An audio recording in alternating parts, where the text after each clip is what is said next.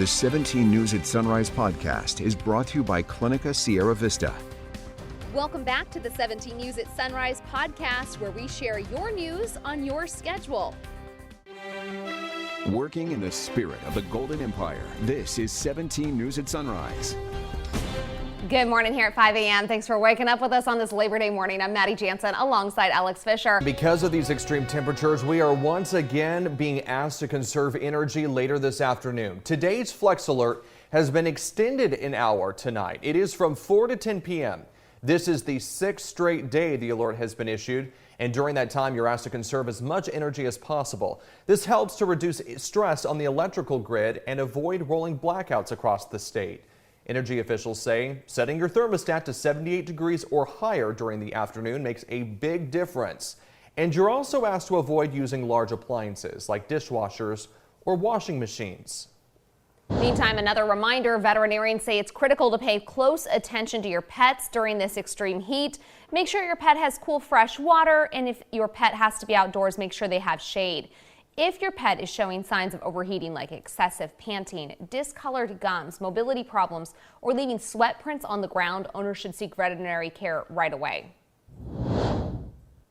And if you're traveling today, make sure you are prepared for the heat and the risk for more fires. Officials say it's good to fill up your gas tank, pack plenty of water, stock a first aid kit, and bring some food with you to last in your car if you happen to get stranded by a closure or stuck in long traffic delays along your route. Meantime, Windwell's Preserve is adjusting its hours in response to the high heat. Today is the last day of its adjusted hours. It will be open from 7 a.m. till just noon. Normal business hours are 8 a.m. till 6 p.m. and will resume tomorrow. If you decide to visit, Windwell suggests hiking early, bring sunscreen, drink plenty of water, and let a family member or a friend know your location. Water refill stations will be available at all the restrooms. Southern California beaches were packed on Sunday with people flocking to the coast in search of cooler temperatures. There were so many people at Zuma and Westward beaches in Malibu that LA County put out an alert saying the beaches were at capacity and were closed to incoming guests. Traffic up and down Pacific Coast Highway was gridlocked and parking was hard to come by. Nobody's moving. It was a lot of traffic. Finally, we got in, thank God. You know, it was an opening. They opened up the parking lot for a few minutes. They let us in. Actually, the lady at the parking station was like, "You guys are really lucky you made it in." Big crowds are expected again today at those beaches, so pack your patience and plenty of water to stay hydrated. Well, around town now, and parishioners at a Catholic church in East Bakersfield are rejoicing this morning. Their beloved statue is fixed after more than a month of waiting. 17's Marco Torres has the story.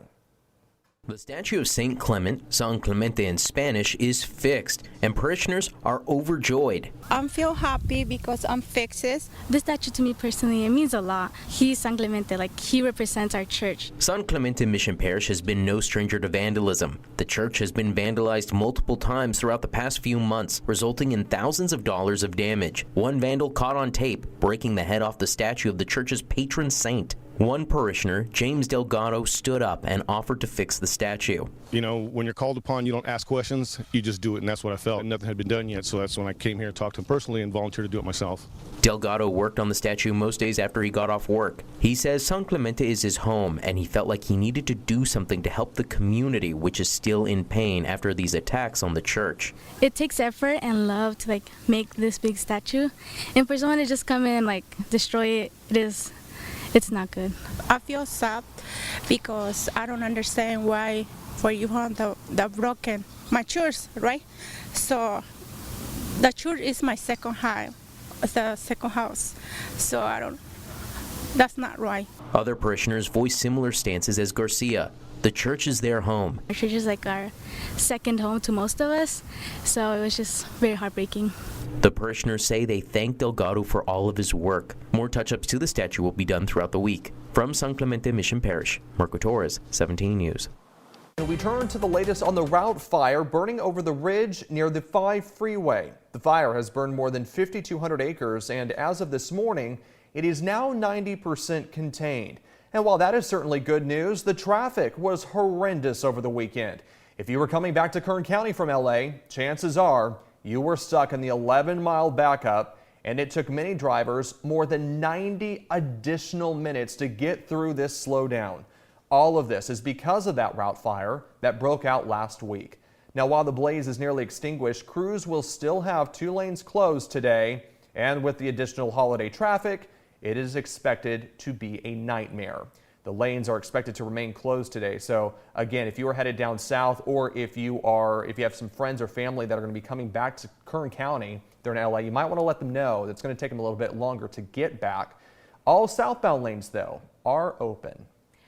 2 fires burning in Siskiyou County are causing major damages and even taking lives. The mountain fire sparked just hours after the mill fire erupted. The mountain fire is exploding in size, burning just under 8,900 acres with 10% containment as of this morning. During Sunday's community meeting, officials shared what they're doing to contain those fires. We ordered a massive amount of resources.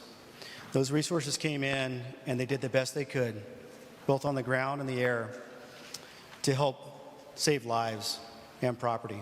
The mill fire continues to burn east of the mountain fire in the city of Weed, and 2 people have died in that fire. At least 3 others have been hurt. So far, more than 130 structures, including many homes, have been destroyed. More than 4,200 acres have burned, and it is 40% contained. Nearly 1,400 homes are being threatened by both fires, and thousands of people have been evacuated. The cause of the mill and mountain fire under investigation. Now to news around the world this morning, and independent inspectors say the situation is, quote, grave at Europe's largest nuclear plant. And the facility, seized by Russian soldiers early in the war, is along the front lines of some of the most fierce fighting in Ukraine. The only remaining external power line has been damaged by shelling, leaving only a lower voltage reserve line to cool the reactor cores and spent fuel there. Jay Gray has more. The sounds of children playing replaces the violent echo of bombs and bullets. But in this park, about 30 miles from the front lines, it's impossible to escape the constant fear that comes with war. It has not left us since the first days of the war. The heart is pounding, beating, thoughts are loaded, and everything is filled with fear. Zaporizhia is a city unlike any other in Ukraine. Here they face a dual threat: advancing Russian troops, their missiles, and the possibility of a nuclear disaster. Just outside the city, the scars of battle are evident at Europe's largest nuclear power plant. Impact, holes, markings on buildings of shelling. So which means that the physical integrity of the facility has been violated not once but several times. Shelling has knocked out the main power line to the plant, leaving just one of the 6 massive reactors operational, with the facility under the control of Russian soldiers, but still being run by Ukrainian scientists. Independent inspectors remain on site, providing at least a bit of comfort for those coping outside the facility. I hope that they can change something, they can improve the situation, because we really need some control there. And I hope that they can help us. Because if there is no control, no people there who can look on this old stuff, I think that it will be just something awful.